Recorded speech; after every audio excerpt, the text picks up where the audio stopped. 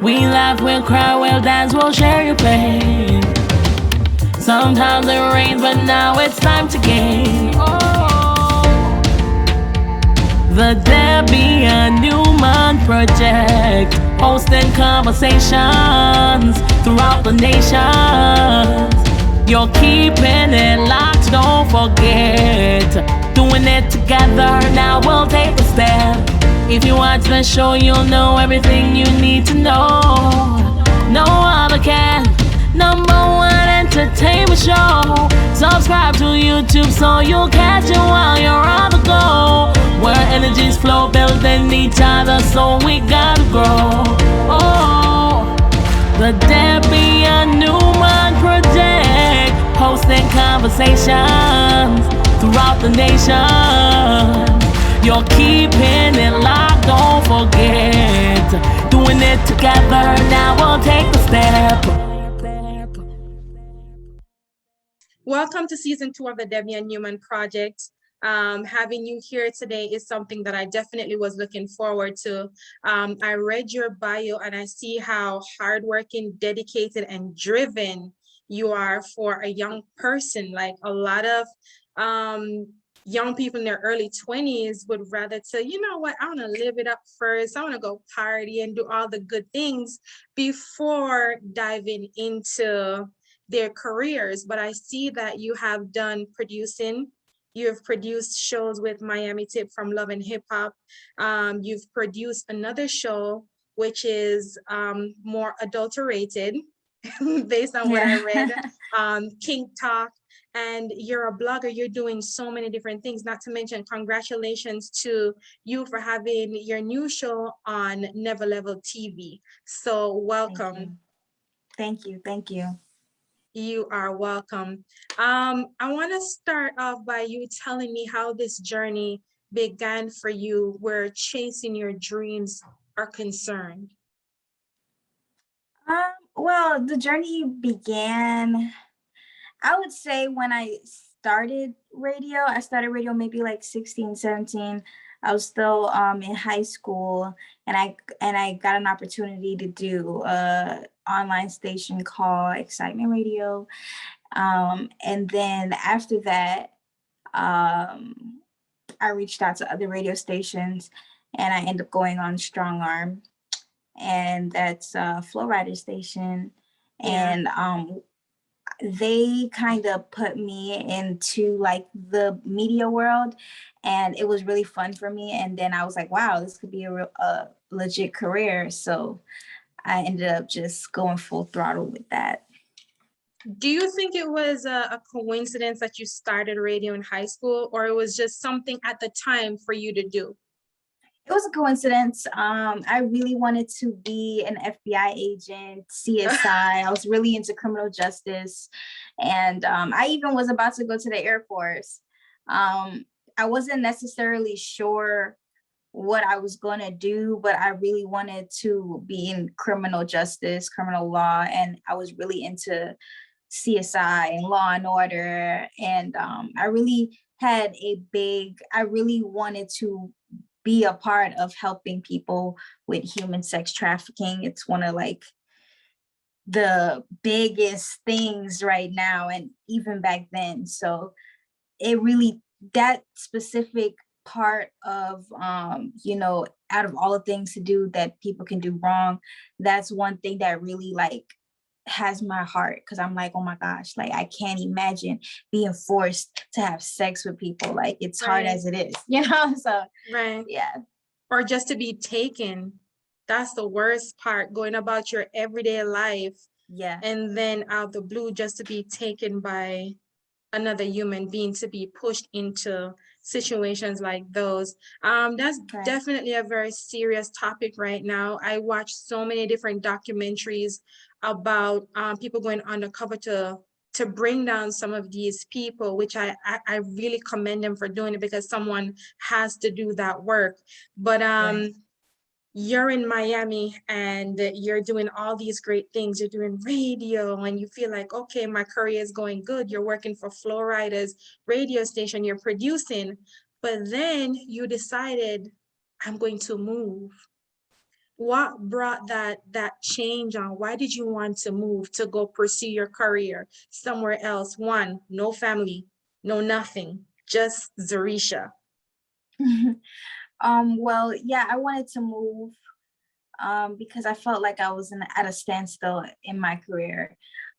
Even though I haven't landed an actual FM job, or I've had a lot of accomplishments in Miami, to the point where a lot of people actually knew who I was and knew what I did. And life was really good. Like I got a lot of clients, a lot of bookings, a lot of like, I've gotten everything I wanted out of that. However, I felt like I reached a plateau. Like everybody knew who I was.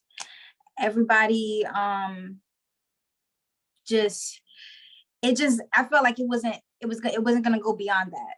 Like I was just Zurisha, and it wasn't, I wasn't gonna go beyond just being that. So I was like, I kind of want to take it up a notch, yeah, like everything stayed stagnant. My followers stayed stagnant. Everybody knew what I was about to do, what I was going to do.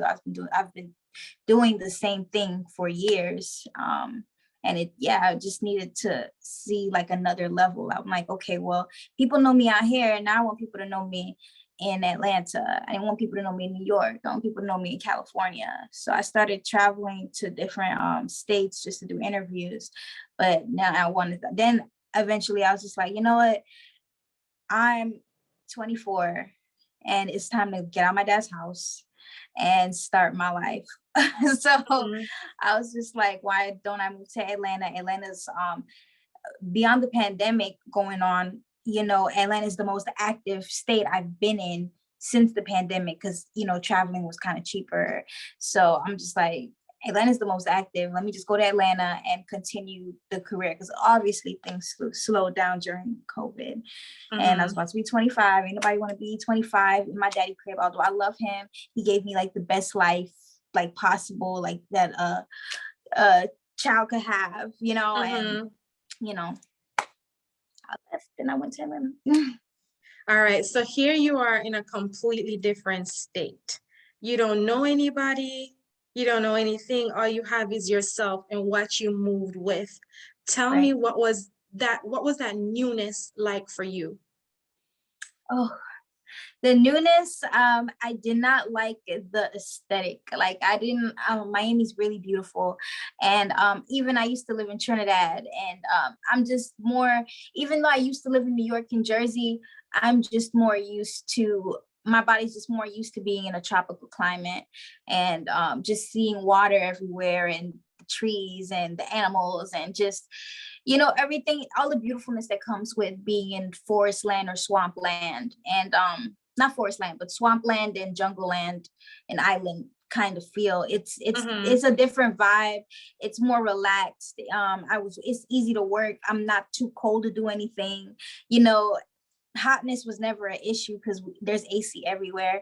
And so it was just very much a change in environment. So I had to learn how to maneuver to that. I didn't have cold weather clothes. In Miami, you don't wear nothing. I usually just wear a dress and some flip-flops and walk out the door. If like, you can't do that out here. People will look at you like you're crazy. Short shorts is not a thing. So just doing all of that, it's just different. When I first moved out here, I had a roommate. It was like, my room was pretty big, but I left everything I had in Florida. Like I just took my clothes and whatever I thought I needed. And it was lonely. It was lonely, trying to figure things out, trying to figure how am I going to do what I said I was going to do, starting from ground zero, not having no friends here, not having, like, I had 3 friends here, but I knew them like prior, before, like I never lived in Atlanta, but I met them in Florida or on the internet and just kept that relationship for a long time. So all right, so here you are, you're out of your daddy's house. Here comes the bills. here comes everything that comes with being on your own. What are some of the fights you had to put up with just to achieve what you want to? I really had to budget. I really had to just discipline myself. I had a lack of discipline. You know, I just had to discipline myself. I had to just get it together. There were times where I had exactly the amount of change that I needed to get through the week. And that was really a scary feeling. Like, I never want to feel like that again. Like, you just have this amount and that's it. Like, you feel me? There's and no ramparine. Yeah. So it's like, you just better hope you make that for the month, and you'll get to the next. But I mean, getting over that was lit. I could really say, like, I really been through the mud. Like, before I couldn't say that. My dad lived in the suburbs. He's doing well for himself. My childhood, I did live in the hood, but I didn't know it was the hood at that time. So, like, just me growing up, I grew up, in a very nice place. So, just having to, like, me moving, I'm thinking Atlanta's cheaper and everything like that. So I'm paying attention to the prices. The outside looks really nice from the internet. But then when I got there, I was like, oh no, like, what is this? What's going on? Then I had to move. Yeah, I moved. I was like, I'm not dealing with this. Like, I work, and now I have a new roommate in another area, which is better than the area I was staying in before. And, like, my whole thing is just moving up, because I would literally do everything I can to stay in a better area and, keep up the status, because, it is what it is. It is what it is. How long was it before you got your first job, considering the fact that you made this big transition during the pandemic, which slowed down a lot of things and also stopped a lot of things? February is when I got my first actual job. I'm good to being in Miami and being with Strong Arm, actually. The people there helped me a lot when it came to hustling and knowing how to make money appear out of nowhere, how to brand myself, how to put packages together, as far as, I do this, I can do XYZ and XYZ for you. Like, like, they really helped me in that aspect. So I was able to come out to Atlanta and actually make money off of, my mind. Like, so, yeah, that answered the question, I think. So within, like, say maybe 60 to 60 days within moving to Atlanta, you had a new job. Yeah, about 60, 70, 80, maybe 60. Yeah, that was pretty quick. 90. A lot of us have to go through it, like, before we get the first thing to say, okay, this is a job right here. Or, like, trying to bust my brain, like, where's the next dollar gonna come from? But it seemed as if it wasn't necessarily that way for you. Oh, listen, I kickball and scream for a job, okay? Like, it took me all the way till February. Like, it was just long for me, just because, like, that whole situation of not knowing. In the middle of this process, I even lost my social security card. Oh, wow. Yeah, so it was very hard, like, very hard. I tried taking under the table jobs, because I was just like, I'm out here and it's really scaring me. Like, somebody told me that I was gonna come out here and, have to go back to my dad, like, and so I had to find a way. Like, I went to Craigslist. I went to so many different places, and I feel like it was just, I even, like, listen, like, I was really on my spiritual stuff, because I was like, please, whoever, like, I need a job. you know? So yeah. A lot of times when we live with our parents, it's hard for us to break free and say, okay, it's time to leave, because we're used to them paying the bills or handling everything, and then we just do what the little things that we need to do for ourselves, but Right. majority they take care of everything. Now you're bus free, you're out there, but before that, leaving the house would have been a challenge. Many of us, we fear leaving the house. Would you encourage other people, like, listen, you're 24, you're 22, you're 23, it's time to go? Would you encourage other people to leave and go for their dreams? Yes, yes. After 24, like I said, after 24, even when I was in high school, you know, like before freshman year, junior year, I thought like I was gonna be at the house at 18 or 19, blah, blah. And no, like by the time I was like 18, you know, I was just like, oh no, 24 is it. You know, 24, that's the time you gotta move out, because you know, you're about to be an adult. Like you're about to, like 5 more years, you're going to be 30. Like you need to, you know, build a life for yourself, you know, no matter how well off your parents are, or no matter, you know, how much they need help, because your parents are your parents. And, you know, at the end of the day, people may think I'm bad for saying this, but like, you know, like even if your parents need help from you, like honestly, yes, they took care of you, they birthed you, but I don't think that's not your job. You need to be able to go out and make money for yourself, and then Go back to help. go back and help.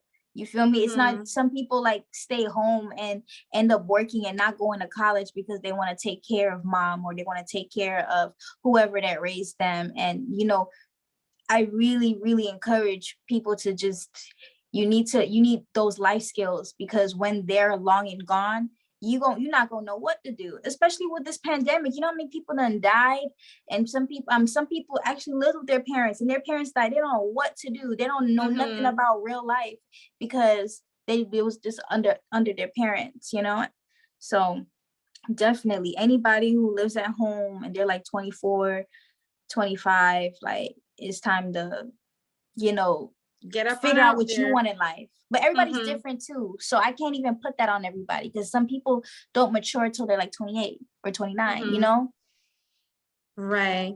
I believe those people live with regrets, because you decide to stay and take care of mom and dad and didn't go to college when you had dreams. And then finishing college, that is what is going to help you to take care of yourself and your parents and build your families. So then it really doesn't make any sense in the long run. You live with too many regrets from there. Like when I was 18, 19, thereabout, I saw an ad on TV, because I knew I didn't want to go to traditional college, but I saw an ad on TV and I said, damn, that's for me. This is what I'm going to study, because I've always been interested in TV. You know, that's where my heart is. And my friend, she was going to the Performing Arts College, and I said, yo, when you're passing, just pick me up. She said, all right. My father's outside working. My mother's going by her regular business. They know nothing.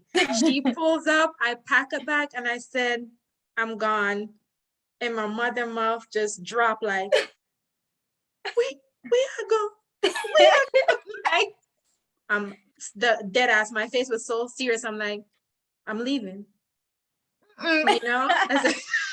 She was just too, she was overprotective.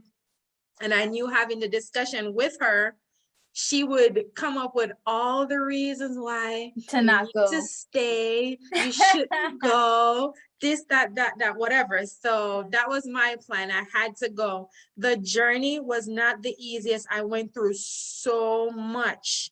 You know, I struggled. I was mistreated, like too many things to count off on both my hands, you know? So that journey was harsh, but it was necessary. Because now I can look back and I can help both my parents the way that I want to help them, versus staying. All of us would be just sitting there like, what's next? You know what I mean? But I know that when I went on my own, I had to get the job. I had to do this to make things work. But during that time, I also went through the dating process. You know, I had my heart broken a couple of times and I'm like, okay, I'm not gonna do this anymore. What was that like for you? What was the craziest relationship or breakup that you had during that time? Well, during what time? I had a breakup. I was still living with my dad when I had like the worst breakup ever. And it wasn't even a breakup. It was like a situationship that I took on for too long. And yeah, he dragged me along this ride for like 3 years, on and off 3 years. And it was bad. It was just really bad. Like I found out he had a whole girlfriend. Like the girl called while I was on my radio show, and it was just really devastating. And after all me and him went through, like he chose her at the end of the day. He literally was like, "Yeah, Z, this is my girl," and I'm like, "Girl, Wow. oh my gosh." Historically crying. Everybody. I'm like, mind you, I'm like one of the like, oh, it was like a few girls, but it's just like a whole bunch of men at my old radio station, and everybody just seeing me bawling like just out of nowhere. Like it was so humiliating. And I don't know. After that situation, I did go and have my little whole phase. I needed that. As we all do. That. I needed that. Like I just felt robbed. I felt so robbed because I felt like I did everything in my power to make sure this person. And I had to realize that I didn't love myself. I had to realize that I actually did not love myself like I thought I loved myself.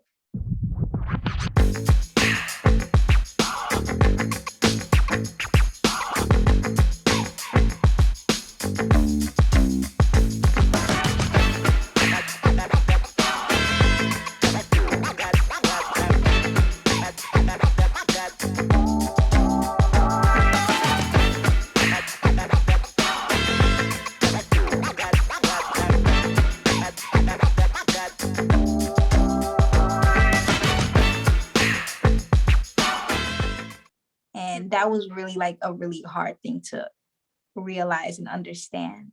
And after that, I just got really like, not really cold, but I'm just like, I'm all about happiness. Like, you want to date me? This is what I want. This is what I need. If you can't provide it, move from me, you know?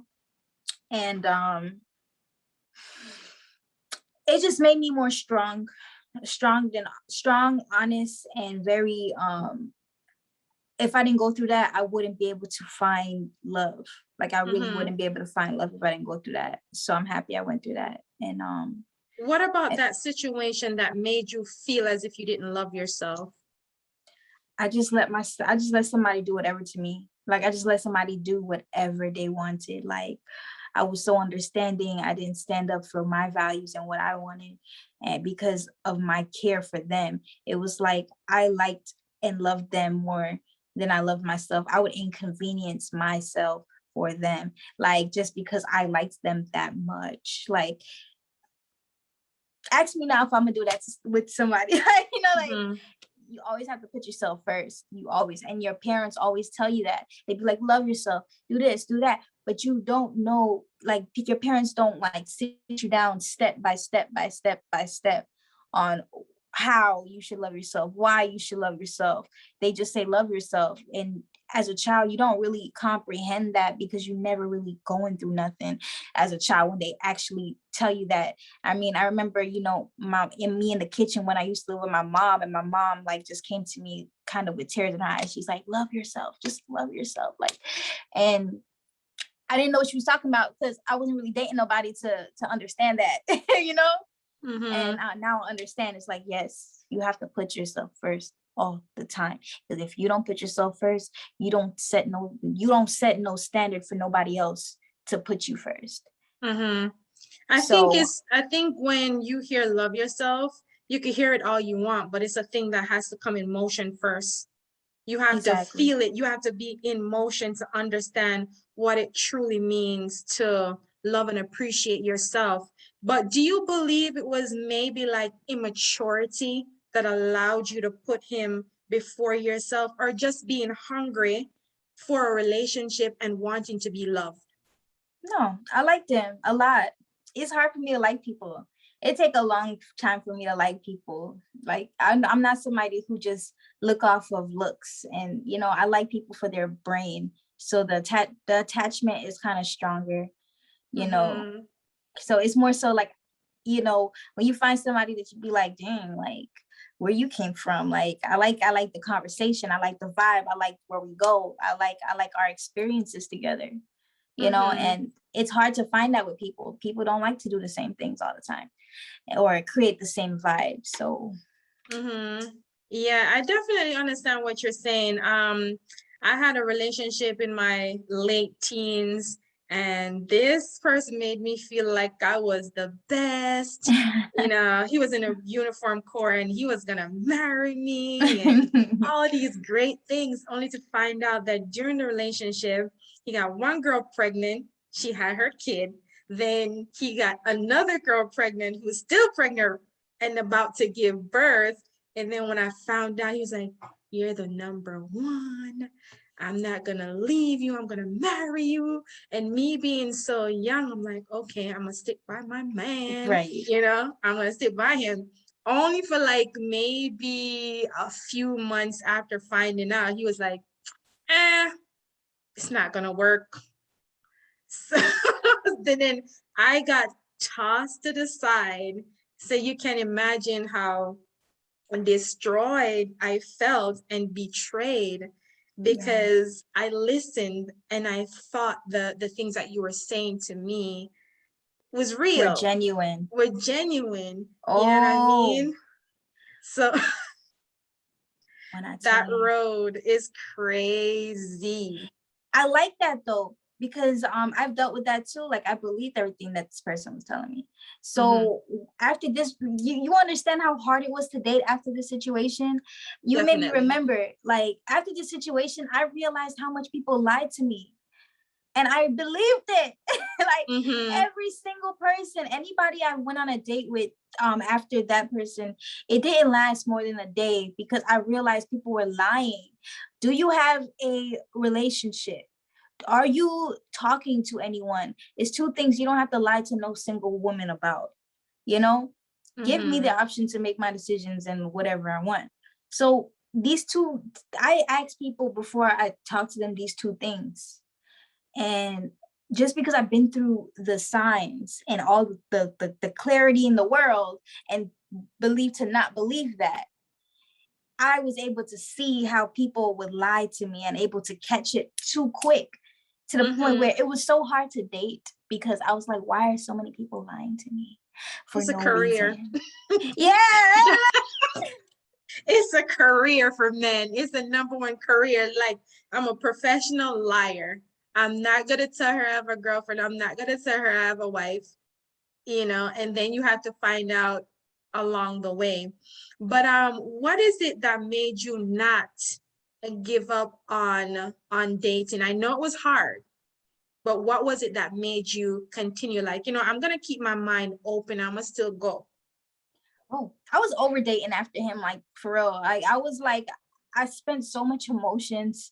I was just emotionally exhausted after that relationship.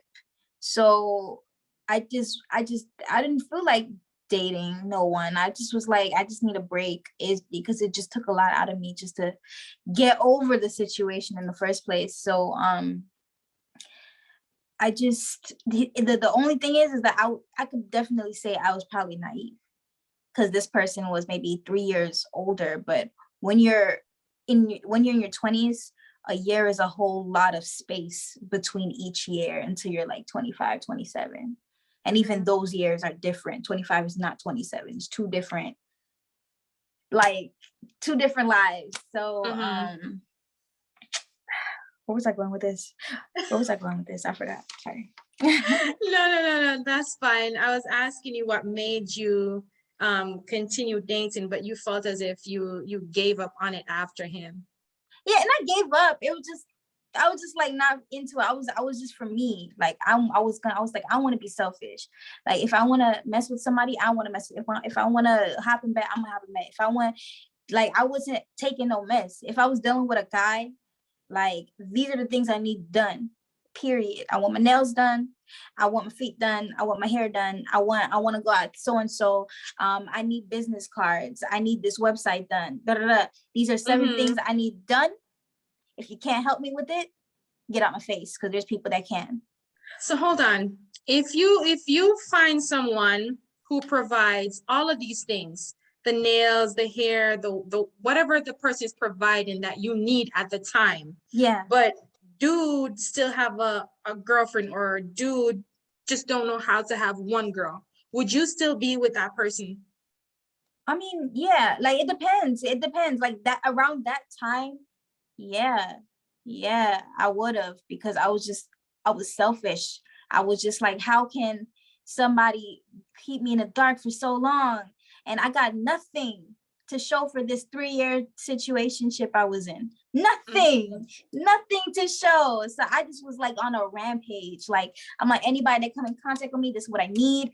Period. If you want me to like give you that relationship feel, but not give me a title, like I was just like, okay, because in Miami it's kind of like that. You know, I went to different places and it's not really like as, you know, like Miami's more fluid because it's hot. It's a hot place. So it's like, you know, people do have more than one situations and very based on sex or whatever. But I just wasn't in the mood to give out my real emotions. So I was like in that mode for a good 5 months. And but I really wasn't like forcing anything either. It's like, if you come to me, this is what I need. If you don't, and I, you know, and if you can't, then bye. Like I'm not really focused. I wasn't focused on the relationship. I ran into a producer, and I ended up dating him, and he did everything I wanted too. But I dated him different, because I dated him with very much honesty. You know, I was very truthful. You know, even the answers that he didn't want to hear, I would, you know, let him know, like, this is who I am. This is me 100%. Because I would never form no forced or feminine persona to ever have a man love me in that way again. You know, I'm gonna be completely myself, and you gonna either love it or hate it. That's what that showed me. But I didn't have like that. It just, I was just like, whatever want to come to me, come to me. And he ended up coming to me. It was lit for a minute. He cheated on me, and I stayed.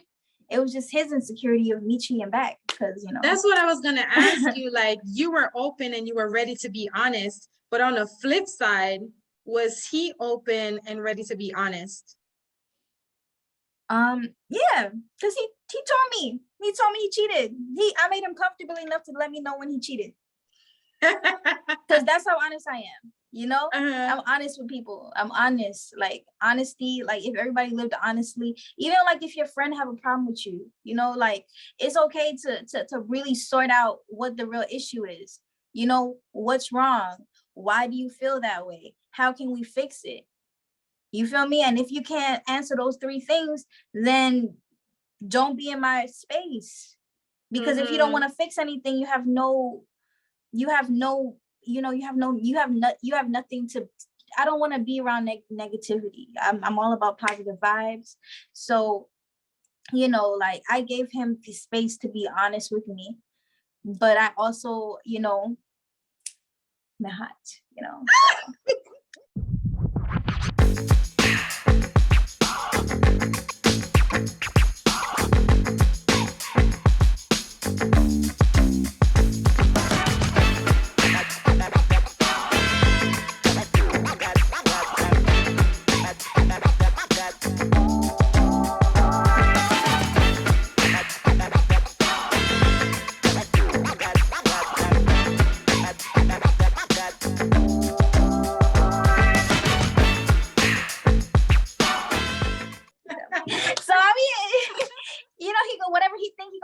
I'm not gonna be tit for tat. I'm just saying, if that opportunity, like I say to everybody, a lot of things could happen in a relationship. Like we could be together for a month, we could be together for 19 years. but you don't know what hardships are gonna come along. You could probably cheat on me then, and I probably don't feel like cheating until like 10 years later. At the end of the day, I'm just gonna remember that time you didn't think about my feelings. Right. That's all I'm saying. Like, you feel me? Right. That's it. It's like, if you're doing what you're supposed to be doing. Yes, coming right back. I feel like you're the perfect person to ask this question, right? Being that you're in entertainment and you have your radio show, your show on Never Level TV. So we see what's playing out in the media right now with Simon Gabadia, Portia, and Fallon, right? So what we see is that Fallon was married to Simon. Fallon went on the show with Portia, but now Portia is Simon's fiance. What do you think about things like this when a girlfriend can end up dating your husband and then later on being engaged to your husband when I was your friend or so-called friend? Well, I personally don't think they were friends. I don't think they were friends. Like, if they were friends, then yeah, that's wrong.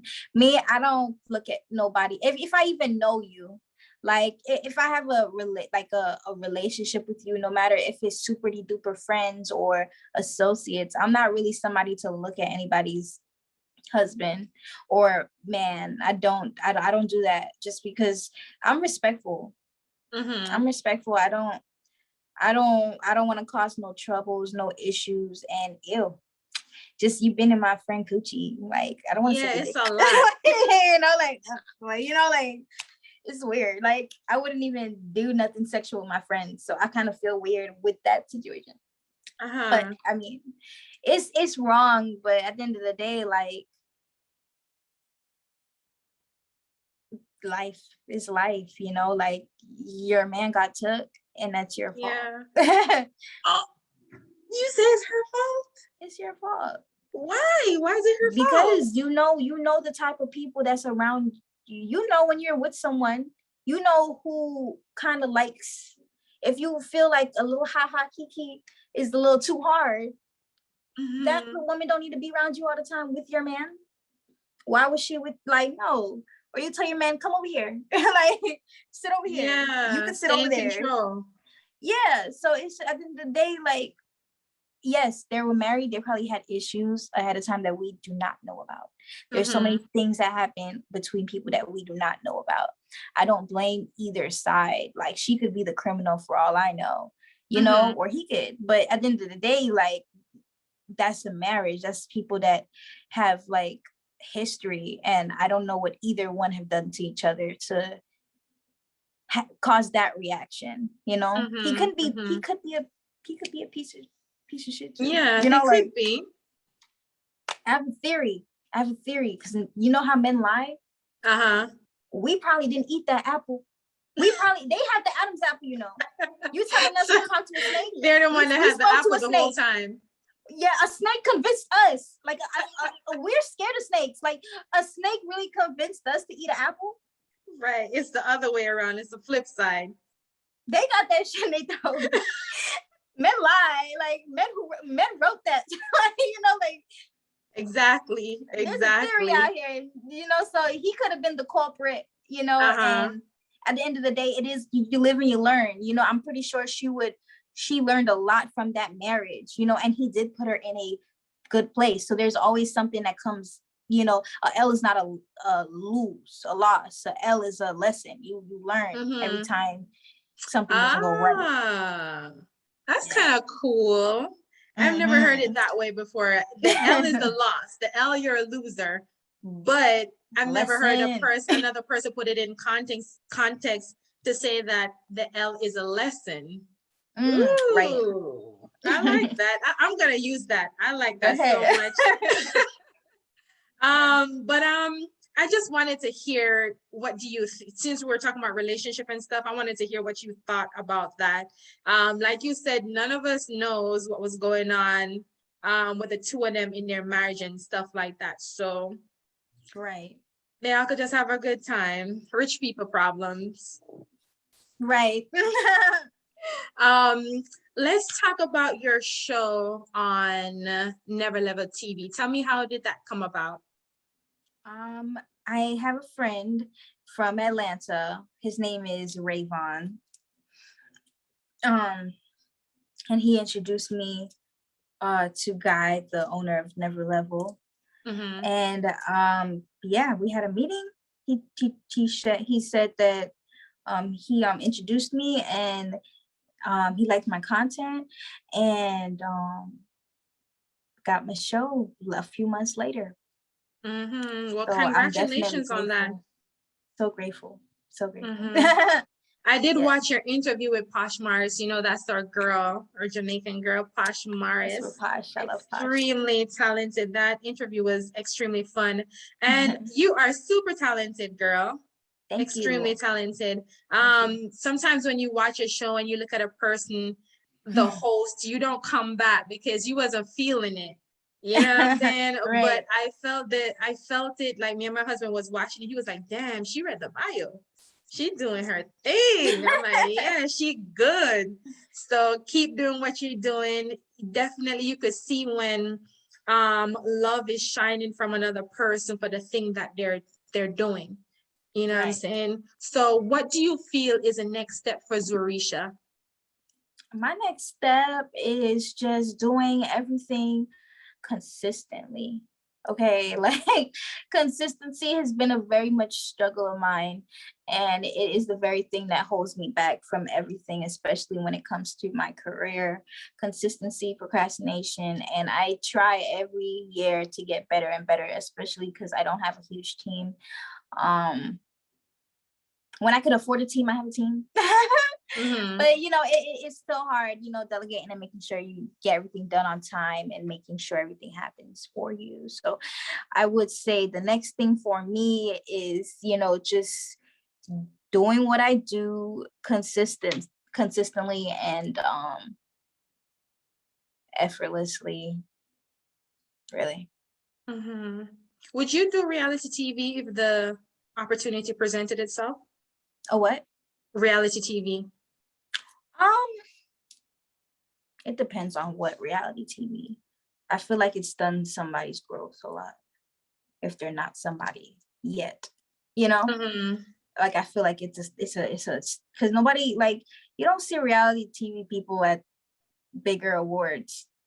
You don't. So it's just more so like, do you want to stun your growth or see how far you want to go? Go on reality TV when you're about to retire, or if you're somebody already and you're in that realm. Like if you're an influencer, you know, and you have no desire to do movies and, you know, go the extra length, yeah, go on reality TV and get that money. Because if you're media based, sure, but if you're trying to be on like other networks and stuff, because I know that kind of also messes with, you know, how far they can really go like that. But it just really depends on what the reality show is about, really. Because if it's like something to like if it's something really ratchet, it's gonna stun your growth with the potential, you know, people that would work with you before you went on there. If you're on like Housewives, that's good. They're showing the upper ish. If it's like 30 and up, maybe 40 and up, then. But if it's like mixed in with the younger people, then I don't know. Okay, got it. When it comes on to Zurisha, what is that one thing about Zurisha that sets you apart from everybody else? That sets me apart from everybody else. I want to be more international, but I don't necessarily. I feel like a lot of interviewers, we're kind of the same people. Like there's different avenues to go in, but as far like you're an interviewer, and what probably sets me apart is my personality. I'm trying to experiment with different styles of interviewing. But so far, everybody, we all ask the same questions.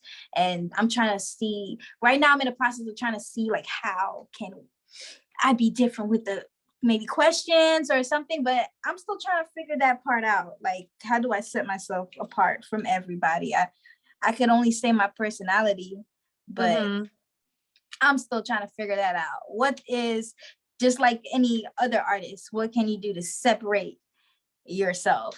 I'm still figuring out. Got Yeah. it. All right. So when it comes on to Zurisha, right? Yeah. And having so many things on the table that you're doing and wanting to do, how do you balance your time? Because a lot of times we want to do so much, we want to achieve certain things, but then time become an issue if we're not good time at time management. How do you manage your time? I manage my time. I write everything on, you guys can't see it, I write everything on a board. Everything I Like gotta a vision do. board? No, like a dry erase board.